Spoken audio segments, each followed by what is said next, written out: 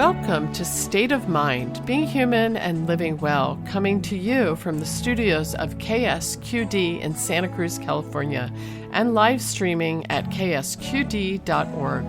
I'm the producer, Deborah Sloss, licensed marriage and family therapist, and my pronouns are she, her.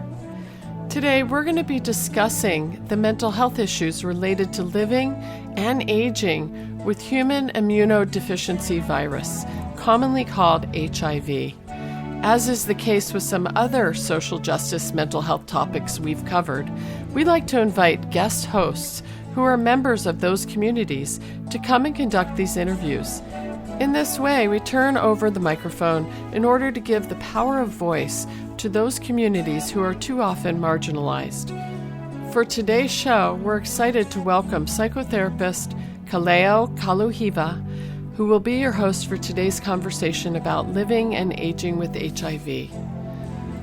Kaleo is a gay man who started working in the early years of the AIDS epidemic in 1990, first as a volunteer providing emotional and practical support to those living with and often dying from AIDS and indifference. He then worked in HIV prevention, which included community building for young gay men at risk for HIV.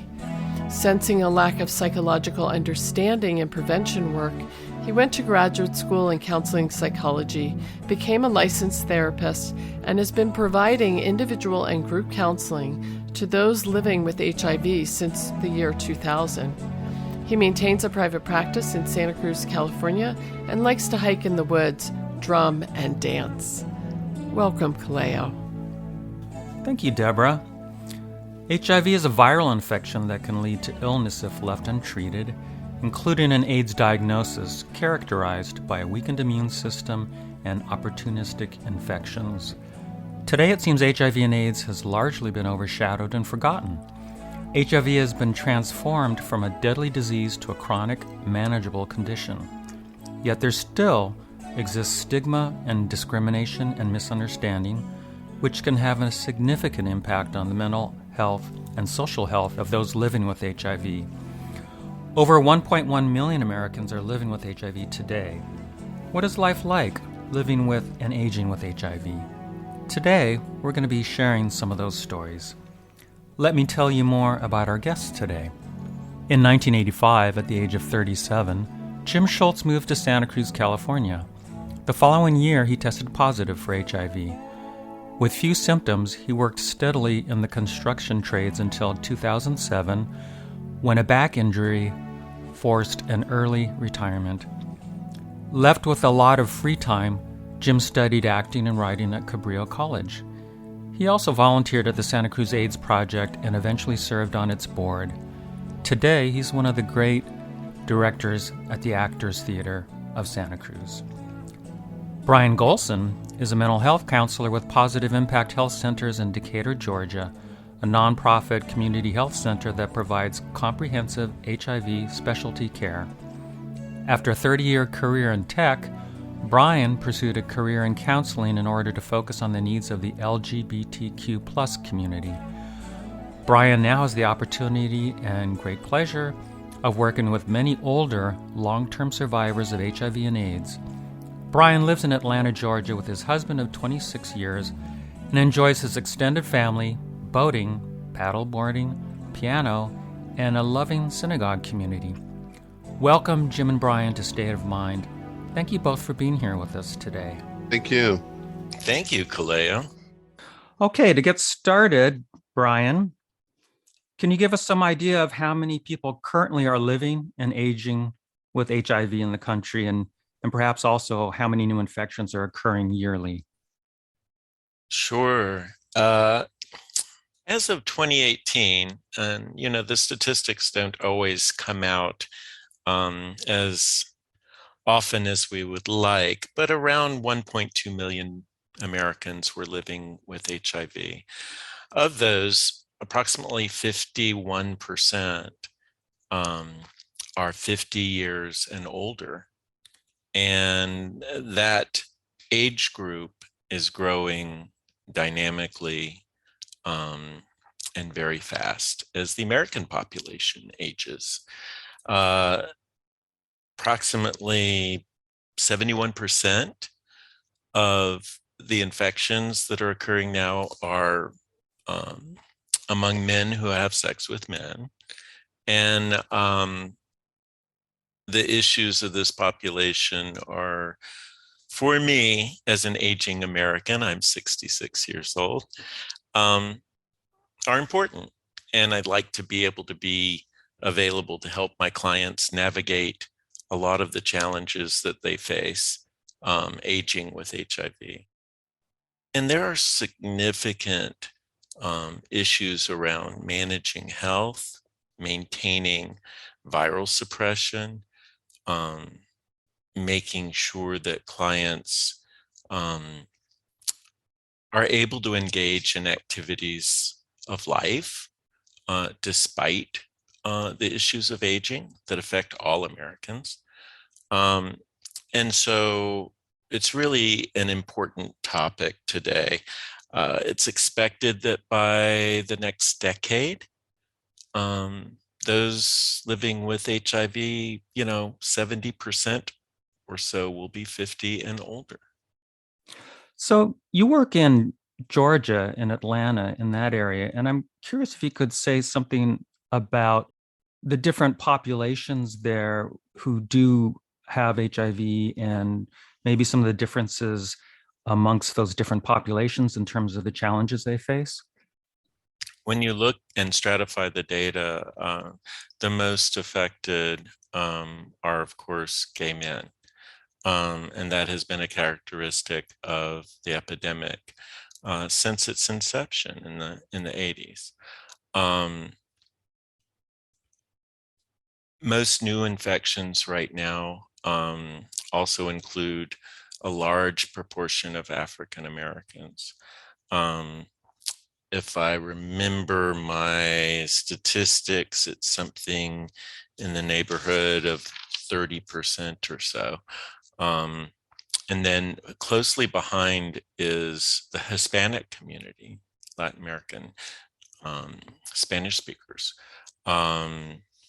So it's a very large issue for those communities, and making sure that they have access to appropriate care, medical, behavioral health, social services is extremely important so that we can bring down the numbers and have a positive impact on the epidemic. And I might mention that Positive Impact actually has 3 locations in the metro area, in Marietta, Duluth, and in Decatur, Georgia.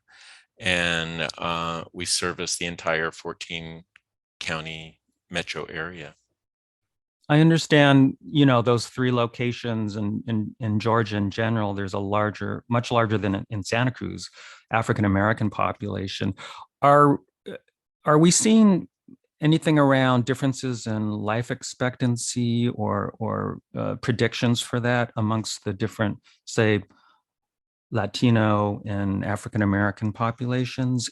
I know that because of barriers to access, whether it be the financial insecurity, housing insecurity, access to transportation, all of those have a negative impact on those communities. And I don't have specific data points for that in terms of the negative effects on those communities, but those are certainly problems that we try to address in our agency to make sure people have access to care. Certainly, Georgia is a mostly rural state. Outside of the metro area, there is very little access to healthcare and behavioral healthcare. Though there's certainly a dearth of services. And it really impacts people's lives because they end up being diagnosed with later stage disease, which makes health long-term, more problematic. What do you see as some of the significant mental health challenges specifically that your clients are facing, the people you work with and who are living and aging with HIV? One of the biggest problems is making sure people have access to both medical and behavioral health resources and social services resources. Certainly in the metro Atlanta area, we have several agencies devoted to ending the pandemic of HIV. But as you get into the more rural areas in Georgia, access is very limited. So that is one of the huge challenges. In terms of behavioral health, I see a lot of issues with depression, anxiety, stigma, issues around self-esteem, isolation, a lot of self-isolating behaviors, certainly a great deal of substance abuse disorders, and a lot of people trying to maintain their sobriety. So making sure that clients have those kinds of services available really enhances the prospects for continued good health. And our agency has an entire group devoted to substance use disorders. The other part that comes into play for many of my older clients are issues around family dysfunction, alienation from family. And a lot of clients have had, I'd say most of my clients have had severe adverse childhood experiences that continue to haunt them. And Bryan, why is it important that we're talking about this issue right now? It's important because mental health in particular is crucial to helping people achieve and maintain viral suppression. And when that is achieved and maintained, people can then devote more energy to, let's just say, the activities of daily living in a way that is salutary, that's helpful. They can be more engaged. The issue with older Americans with HIV is particularly important as this population grows because they face many of the same issues of the general population that is aging. For instance, obesity, metabolic diseases like diabetes, cardiac illnesses, kidney disease, liver diseases. And because this population has had a lot of exposure to substances and the adverse effects of substances, all of those problems can really make it challenging to live with HIV. Primarily because there's a great deal of what we call polypharmacy, or multiple drugs on board people are taking to maintain their health. And the complexity of the interactions between drugs used to maintain health is, I think, very underappreciated area.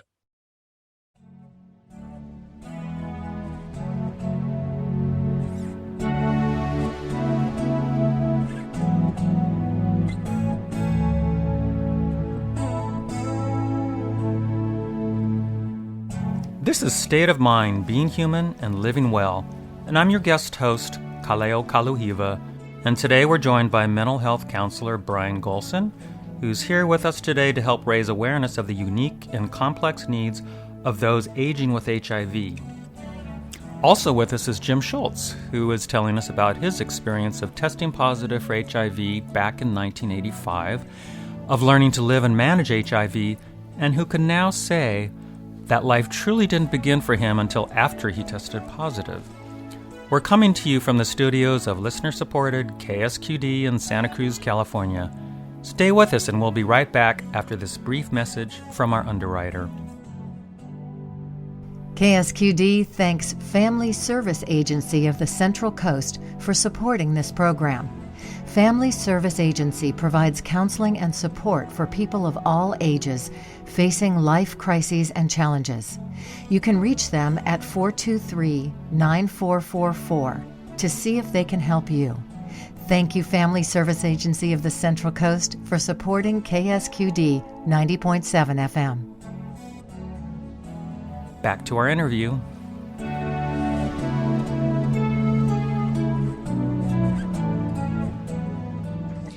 Also with us today is Jim Schultz, who's been living with HIV for more than 30 years now. Jim, you've not only learned to live with HIV, you've said before coming on the show that you're getting diagnosed with HIV saved your life. That's an interesting perspective. Can you tell us what you mean by that? Yeah, it's pretty simple. I was kind of a drug addict when in 1985. I was a successful designer, interior designer, and made lots of money and spent lots of money on coke, and that was part of my life. And I kind of knew my life wasn't working, but I was so into drugs that I didn't think that drugs were the problem, so I continued to do them. And it wasn't until I tested positive, and I was high when I went for my results, and my doctor looked at my pulse, and then he looked up my nose and he said, "Jim, if you're looking to kill yourself, you're doing all the right stuff." And he actually, his eyes were tearing up, and I thought, wow, this doctor actually seems to care. And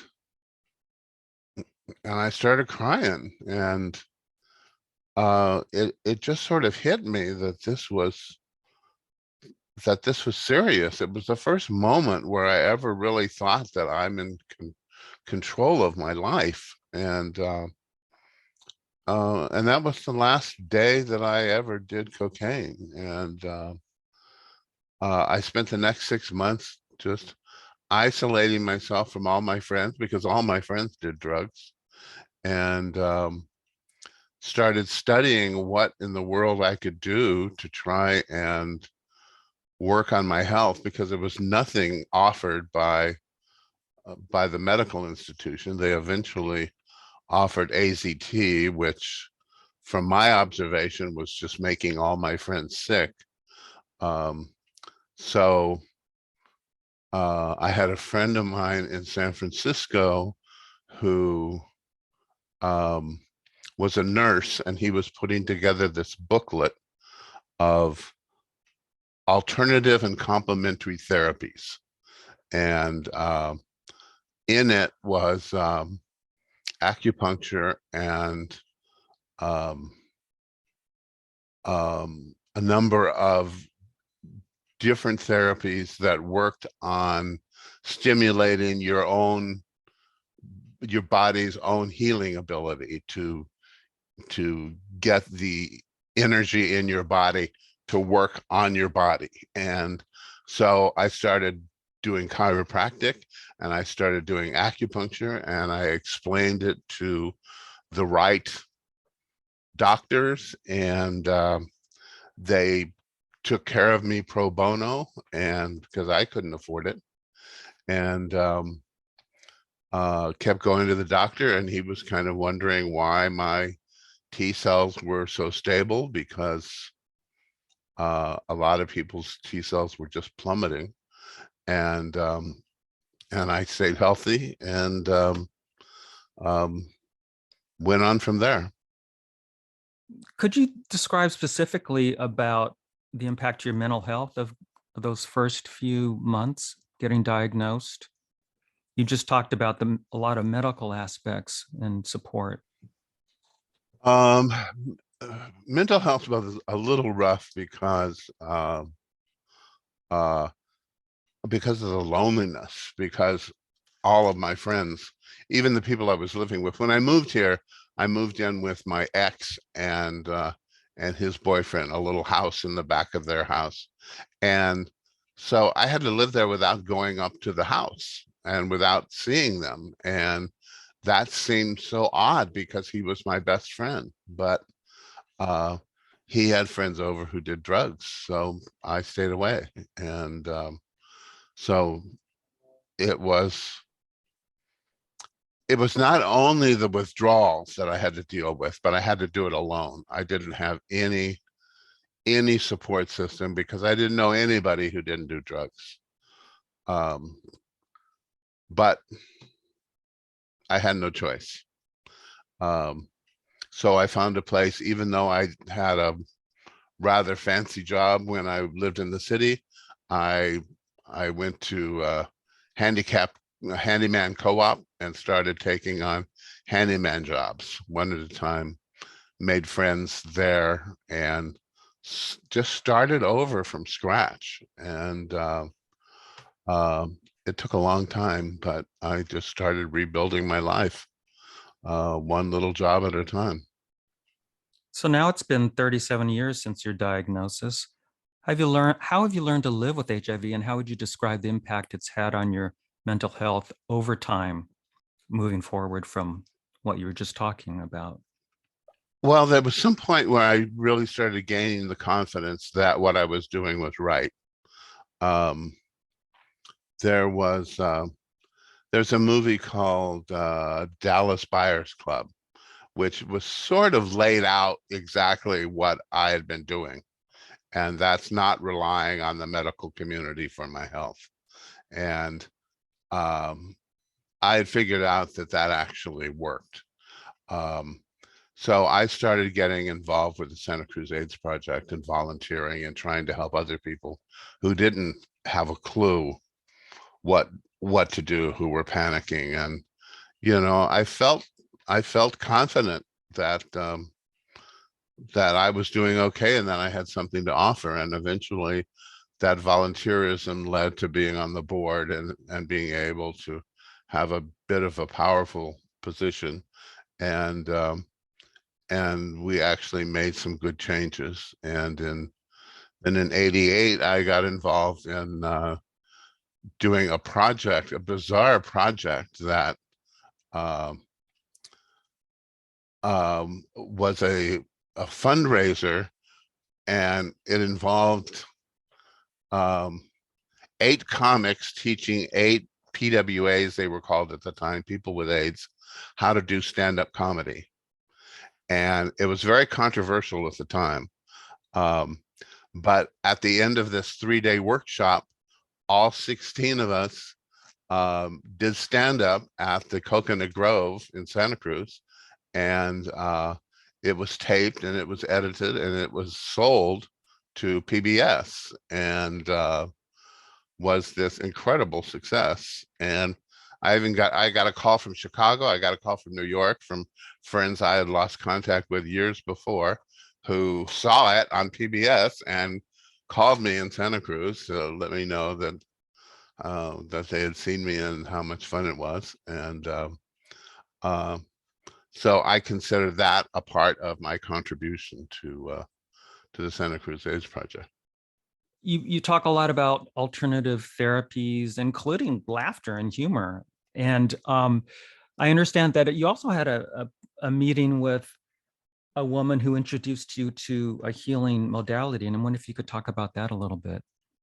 When Santa Cruz AIDS Project first started, there was this woman, Sally McGannon, who volunteered to do the first HIV support group. And she later became my therapist. And she would end the session with something called therapeutic touch. And it was, it's like a combination of massage and Reiki, and it's mostly about centering the body and focusing your energy, and it involves participation from me and the healer, or whatever you want to call her. And that kind of stuck with me. The more I did it, the closer we became. She told me about a camp that where they do it for a week every summer, and I've been going up there ever since, 30 plus years. Um, and that's sort of become the center of I mean, that's my retreat every year. It's my New Year's. It's where I go to refocus and, plan for the following year. Hmm. And Jim, for you, what's been the most significant impact of living with HIV as you age? Well, it's sort of second nature to me now. I think it's the ability to be able to talk about it comfortably around people who are not comfortable with it. Because there's still so many people who, you say, oh yeah, I'm HIV positive, and they will look back, and I'm so comfortable with it. I mean, it's second nature to me now. I found out in '88 that my partner, who had hepatitis twice, was a candidate to give blood for the hepatitis vaccine, which UCSF was working on in 1978. So he gave blood in '78 for this vaccine trial. And they called him back in '88 and asked if they could test the blood. And they tested the blood, and it was HIV positive. So I know from our relationship that if he was positive in '78, I was positive in '78. So sort of knowing that, it feels like I've been HIV positive forever. And I don't know, there's some sort of confidence that comes with that that I've taken that in, and that's just a part of me. And I go on and on and on, and I'm, almost 75. So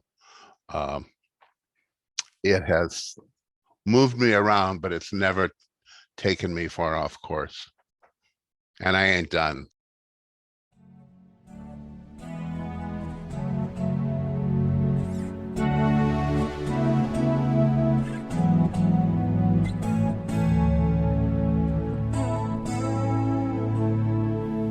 This is State of Mind, Being Human and Living Well, and I'm your guest host, Kaleo Kaluhiwa, sitting in for Deborah Sloss.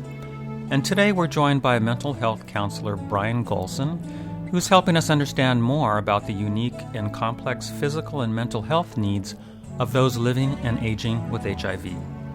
Also with us is Jim Schultz, who is sharing his experience of living through the AIDS epidemic and how he has learned to manage his condition and live well with HIV.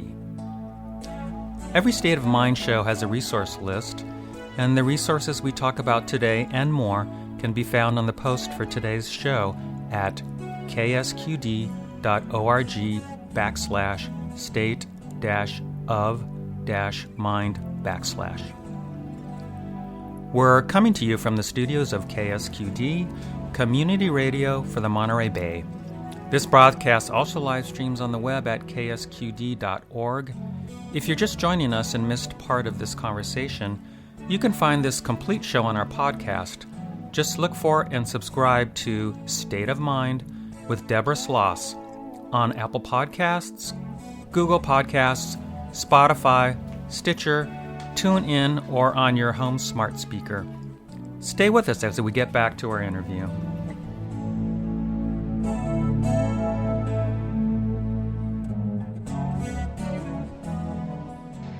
Bryan, as you listen to Jim's story, what stands out to you as similar and or different than what you see with the folks that you are working with who are aging with HIV? Well, Kaleo, first I'd like to tell Jim how honored I am that he has shared his story with us today. It takes courage to find a way to be authentic in this world in which we live in still a universe where gender and sexual diversity is not honored. And I am amazed at his courage at such a young age and his ability to find a way to become authentic and be present in the world and be proud. So thank you, Jim. I'm blown away in so many ways because a lot of my clients have not had that experience. First of all, as you said, there was so much death and so much disease. And certainly, like many of my older clients, you were, they were young, like you, they were early adults, you know, 19, 20, 23. Think about neurobiology, and it's important when facing such change and difficulty and stress and loss. Our prefrontal cortexes are not designed at that point in our development to handle all of that. And so to defend against all of these unpleasant and tragic outcomes, many, like you, turn to drugs, turn to substances, or they turn to sex, or they turn to other things to diminish the distress that they were feeling. If you add to it, and I think you alluded to it slightly, there was some family rejection that you might have experienced. And a lot of my clients who grew up in the South in a time when there was no appreciation or acceptance for gay people faced absolute rejection. Sometimes they were cast out. You add that onto the experience of either, getting at that time, which was an incurable disease, and seeing all the loss. And it was an incredible trauma. Fortunately, most did not develop post-traumatic stress disorder as defined by the DSM-5, but they did have stress reactions, acute stress disorders. They had a lot of issues to deal with. So these all, some of the things you mentioned were very present in my clients' lives. And the ghosts, you might say, of those experiences have a life of their own and continue to live and have an impact on their lives today. One of the challenges that I think is ongoing, and you talked about it a lot, and that's that sense of isolation and disconnection and from a community of support from friends. A lot of my clients who are older do isolate. They isolate for the very reasons that you talked about. They do not want to engage with people that might put their sobriety at risk. And if you look at the gay community in Atlanta, they really, and I don't know about the West Coast or, the Northeast, but here there really are not many places to engage that socially that do not involve alcohol. And consequently, lots of bars have, a drug culture associated with them too. Other substances like meth. Fortunately, the majority of my clients who are older have been able to, like you, find a route and a path to sobriety, and they live that sobriety with great intention, and they protect their sobriety. And one way to do that, unfortunately, because of the environment we live in, where there are not a lot of opportunities to engage socially outside of the bar scene, they isolate. They might have a few friends, but they don't have a large circle of support. So, as we've been hearing, Bryan, the gay men who've lived through the AIDS epidemic have lived through these horrific losses, many deaths of loved ones, friends, and chosen families. How would you describe the mental health toll of living through this kind of loss? Well, of course, my clients see themselves in the people who they've lost, who've died. They were their friends, their lovers, their companions, their social group, their support system. And as I said, there seems to be a sense of a reckoning with one's mortality, an existential threat, very, very early in life. It's almost the reverse of what we think of in human development, when those kinds of issues of legacy, are faced too early. So there's this sense of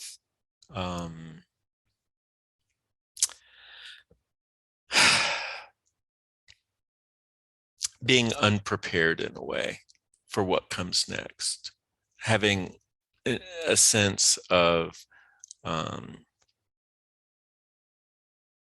not being able to predict, perhaps, an orderly succession or progression of life, because they've experienced the end of it at the very beginning of it. And they're always aware of their mortality. Then you add in the complications and comorbidities that come with aging, and that is ever present. They feel less vital. They feel more threatened by an unexpected lab result that may be nothing, and become very, very anxious. I've seen that over and over again. Jim, so for you, it must have been devastating to lose your long-term partner and see so many of your friends get diagnosed, experience deteriorating health, see them die. How did you navigate and cope with that kind of mass loss for yourself? And what might be the long-term impacts on you and your mental health? Well, back then you always took the test twice. First time I took it, it was anonymous. You made up some name and you went to the clinic and you came back in 3 days and got the results. And then there was a hotline. The Santa Cruz AIDS Project hadn't really started yet. So I called the hotline in a panic one night, and unfortunately, the person who answered the phone didn't know what to say, and he just said, well, a positive result usually means you have between 6 months and a year to live. And that was it. And I hung up the phone thinking that I'm going to die. And so the response to that was to do more drugs, because I certainly don't want to be straight when I die. I want to be as high as possible. And then, of course, I ran out of drugs, and then I was still alive. And then when I had the second test is when I had that sort of epiphany. And then it was a while before. I mean, I knew people who were dying, but the people who were close to me didn't die until several years later. My partner died in '92. Oddly enough, my writing partner, who I was very close to, died in 1990, but he died of hepatitis. He wasn't even HIV positive. So that was sort of ironic because we had talked about how he would continue writing without me, but we never talked about how I would continue writing without him. So, that was one of life's little gotcha moments where the healthy person dies and the sick person goes on. And then when my partner died, we knew it was coming, and I had been through it enough with friends, and I don't know, it's a long, mournful process. It was 30 years ago, and it's still not over. So it just becomes part of your life, but not your life. Your life has to continue. So I started looking for things that brought me joy. Could you say a little bit more about what those things were? Well, work. I decided I would stop working for people who just needed a carpenter. I only worked for people who needed somebody with a sense of design. The end result is that I ended up working for people with money who knew what they wanted, but they didn't know quite how to. Anyway, I was like the perfect person for them because they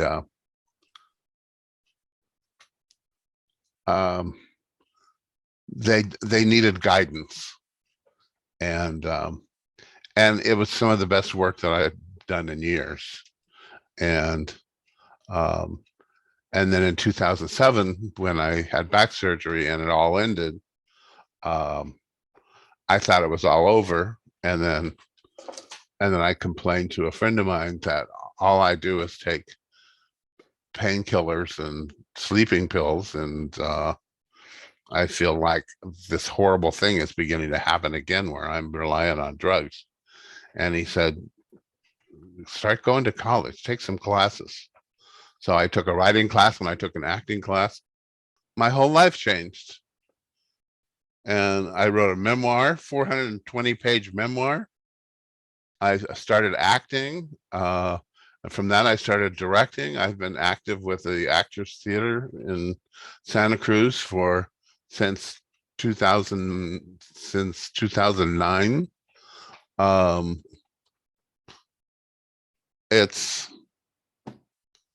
I don't know. It's like this whole other life. So, just when you think you know what's going on, everything changes. I'm very flexible. Very flexible. Okay.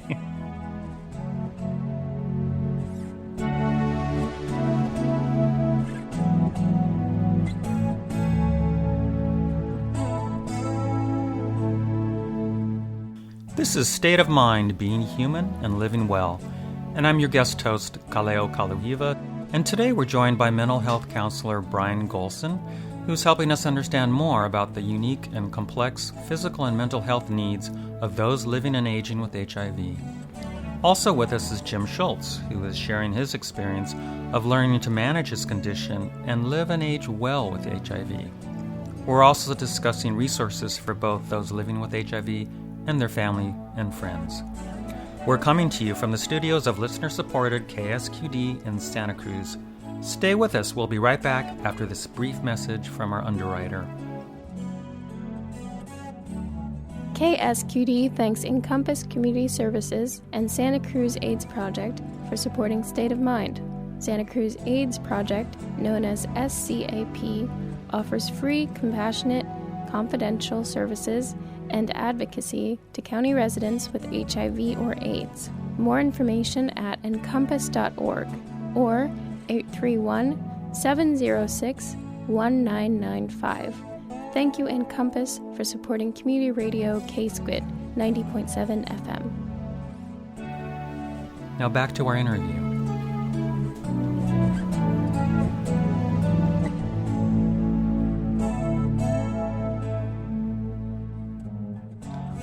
Bryan, what's been the impact of the COVID epidemic on people living with HIV, and how's it affected the delivery of services? Kaleo, we've just lived through a devastating pandemic. During the initial part of the epidemic, we were forced to deliver behavioral health services. We adapted through mostly telemental health. I think it was an important outlet and way of helping people engage with others, because otherwise they would have been extremely isolated. And interestingly enough, I still have clients who prefer to engage over video calls because it's easier to access me. They don't have to deal with the stress of traffic. They don't have to deal with other people and organizational systems. And they can easily access, behavioral health services, telemedicine, and that is provided that they have the appropriate technology. We have several platforms that we use that are HIPAA compliant, and that gives people a sense of security that they're getting very similar services to those they would get in the counseling room or in the clinic. And yet, as a clinician, there is so much that you miss and can miss in telehealth.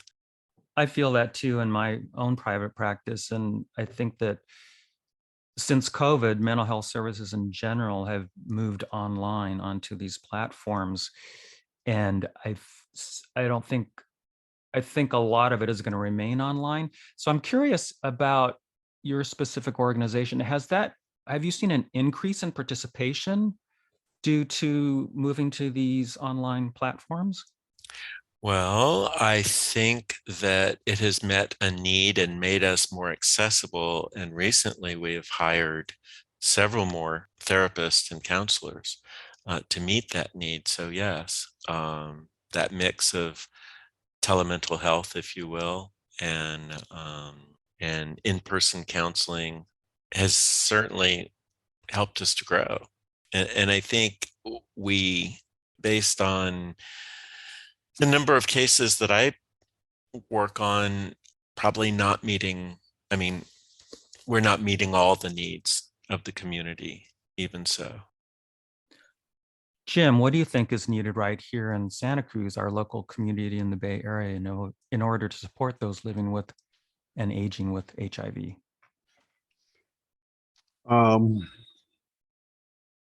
Well, something just happened recently, and that's that Medi-Cal, which is the state supported version of Medicare, just started paying Medicaid. Yeah, just started paying for therapy, and my therapy was being paid for by the archdiocese for something that happened years ago, and now it's going to be paid for by the state. So I think that's a big step forward. A lot of people can benefit from that. What do you think is needed right here locally in order to better support folks living with and aging with HIV?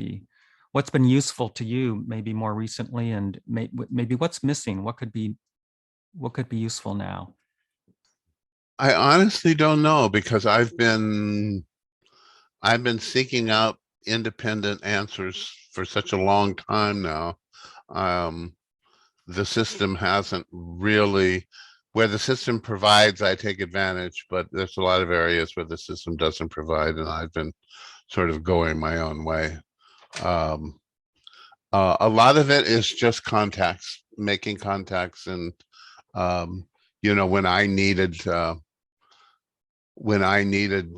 therapy from acupuncturists and from chiropractors, I actually went out and found those practitioners who would do it pro bono. So I did a lot of legwork. If there was some organization that that those practitioners belong to, that would be great. Jim, are there specific resources you'd like to share with people living and aging with HIV, or for those who love and care for them? Well, Santa Cruz AIDS Project is always a good place to start. I don't know if you can either call them directly, or you can go through Encompass, which is sort of their parent company, and they can guide you from there. Also, the care team, which is operated through the county health department, is a good resource for things. Thank you. And Bryan, what resources can you offer related to living and aging with HIV that you'd like to recommend? Sure. The one that I think offers the broadest amount of information is hiv.gov, and provides lots of different kinds of information, but they do have an area of focus on aging with HIV, but with links to CDC information, links to National Institutes of Health information, and I found it very valuable and have found it very valuable in my work. There's another one, Gilead Pharmaceuticals, their program HIV Age Positively, is a good resource for people concerned with aging with HIV, and also provides a list of community programs that supports their program called HIV Age Positively. Bryan, in your work with many people who are aging with HIV, what do you see as the practical and important components of recovery and living well? Well, I think Jim summed up one of the most important elements of recovery and living well, and that is being able to be your authentic self, create a community and a support system that is accepting and loving and encouraging lifelong learning, and finding meaning in what you do, whether that's work or volunteerism. Those are really, really effective strategies, on top of medication management, having the right kind of medical supports. Like in Positive Impact Health Centers, we provide medical case management to help clients maintain their viral suppression by helping them develop healthy living strategies, and even access to support services to allow those without transportation, for example, to be able to come in regularly for their appointments and get the care that they need to manage their HIV and other issues, as well as, food assistance, nutrition assistance, housing assistance. A very big part of our program is making sure that people have access to stability. These things that create stability in life make a very big difference in having good outcomes in terms of living with a chronic disease. As we come to the end of our time together, Jim, do you have any closing thoughts on living and aging with HIV that you'd like to share? Sure. I think the biggest thing is to look forward and not get stuck where you are, because it changes every day. And the more positive you are, the greater the positive change. And Bryan, how about you? What last thoughts would you like to leave our listeners with in terms of living and aging with HIV? Yeah, I agree with Jim. It's important to surround yourself with as good a support system as you can create, people who can encourage you, who see your value, and to do all the things necessary to take care of your physical and mental well-being.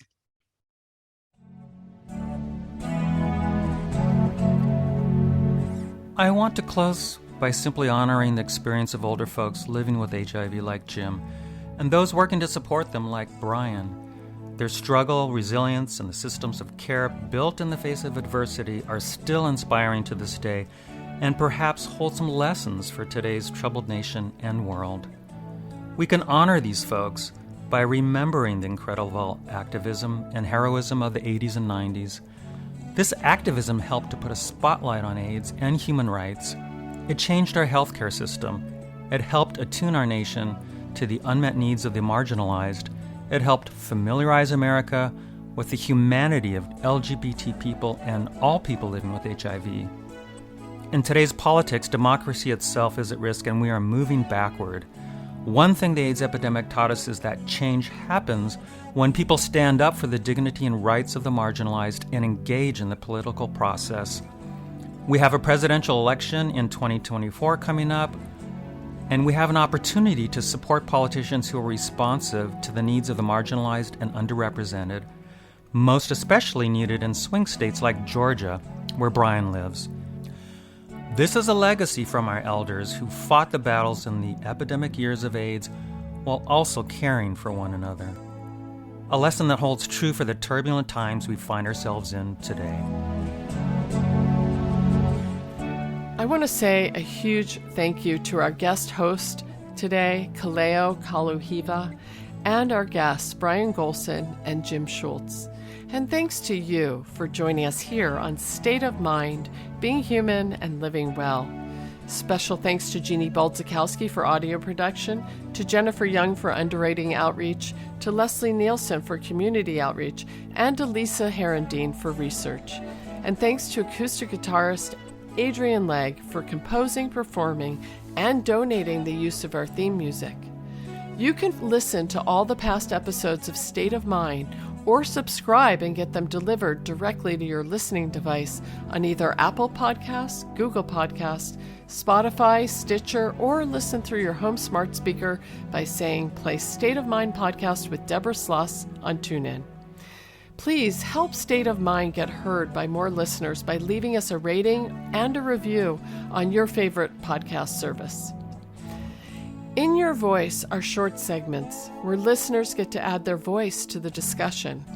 You can either call in to leave a message or record an audio file right on your phone. Either way, tell us about a mental health experience you've had, something that's contributed to your mental health recovery, or share a resource that's helped you. Submission details can be found at ksqd.org/state of mind. We're now looking for In Your Voice contributions for 3 upcoming shows: Stories about Reproductive Freedom and Mental Health, Men in Therapy, and Postpartum Depression and Anxiety. If you have experience with any of these, we want to hear from you, and your voice may just be on one of our future shows. This is State of Mind radio show and podcast coming to you from KSQD Studios in Santa Cruz, California. Now, stay with us.